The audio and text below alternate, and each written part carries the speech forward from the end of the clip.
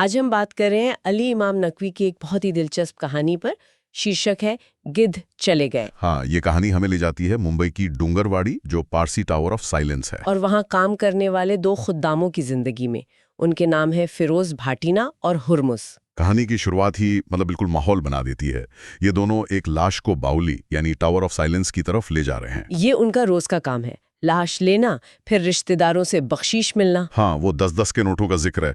और इसी रूटीन में हमें हुरमुस का जो असंतोष है वो दिखता है। हाँ, वो जैसे अपने काम से, अपनी जिंदगी से बिल्कुल ऊब चुका है, कंटाल गया, ये शब्द इस्तेमाल हुआ है। और फिरोज उसे बार बार टालता है, पर हुरमुस का सवाल अपनी जगह है। क्या यही उनकी नियति है? पारसी पंचायत ने पाला पोसा, पर नसीब वो उसे खोटा मानता है। बस लाशें, मौतें, गिद्ध। और फिर शाम को कमरे में लौटकर शराब पीना।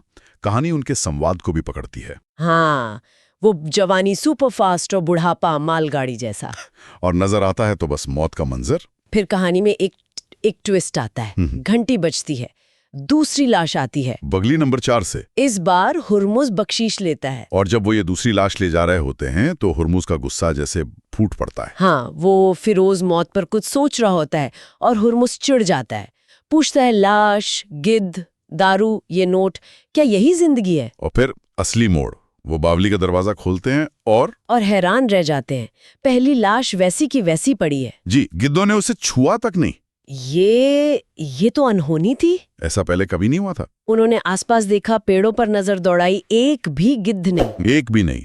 जबकि आमतौर पर तो लाश रखने के कोई 20-25 मिनट में गिद्ध अपना काम कर देते थे। और अगर लाशें ना आए तो पंचायत उनके लिए बकरों का इंतजाम करती थी ताकि गिद्ध वहीं रहे। बिल्कुल, फिर तो वो दूसरी लाश भी वहीं रख देते और फैसला करते हैं कि कैकोबाद को बताना होगा। फिरोज वो हंगामी घंटी बजाता है। दफ्तर, बगलियों, सब जगह हड़दम मच जाता है। रिश्तेदार, सोगवार सब बेचैन। और फिर कैकवाद का वो ऐलान, गिद्ध चले गए। सोचिए जरा, सब हैरान।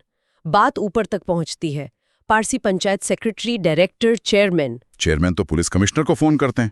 कमिश्नर भी हैरान कि ये क्या मामला है। और फिर वो खबर घूम फिर कर वापस नीचे आती है, दस्तूरों से, खुद्दामों से होते हुए फिरोज और हुरमुस तक। इसी बीच एक तीसरी लाश भी आ जाती है। हाँ, और इस बार बख्शीश में 50-50 के नोट मिलते हैं। फिरोज और चिढ़ जाता है, कहता है, सब पारसी आज ही क्यों मर रहे हैं, ऊपर से गिद्ध भी नहीं है। और तब हुरमुस वो राज खोलता है जो उसे पुलिस कमिश्नर से हुई बातचीत से पता चला था। असल वजह, शहर में हिंदू मुसलमान दंगे भड़के हुए हैं। राइट्स, पुलिस बैन है, एम्बुलेंस जलाई गई हैं, सड़कों पर लाशें ही लाशें हैं। और डूंगरवाड़ी के सारे गिद्ध वो शहर की सड़कों पर दावत उड़ा रहे हैं।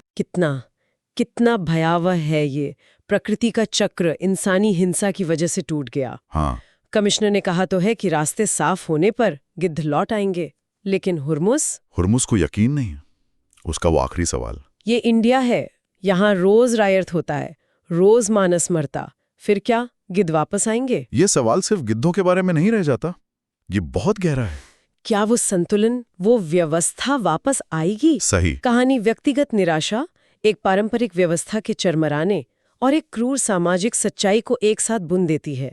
गिद्धों का जाना एक प्रतीक बन जाता है। तो अली इमाम नकवी की ये कहानी, गिद्ध चले गए, हमें एक बहुत ही बेचैन करने वाले सवाल के साथ छोड़ जाती है। हाँ, कि इंसानी दुनिया की उथल-पुथल जब प्रकृति के चक्र को इस तरह तोड़ सकती है तो उम्मीद कहाँ बचती है। अली इमाम नकवी की लिखी कहानी गिद्ध चले गए की इस चर्चा को सुनने के लिए धन्यवाद। अगर आपको ये विश्लेषण पसंद आया तो आज की कहानी चैनल को लाइक करें, अपने दोस्तों के साथ शेयर करें और सब्सक्राइब करना ना भूलें। हाँ, और वो घंटी का बटन भी जरूर दबाएं ताकि हमारी अगली कहानी और उस पर हमारी बातचीत आप तक सबसे पहले पहुंचे।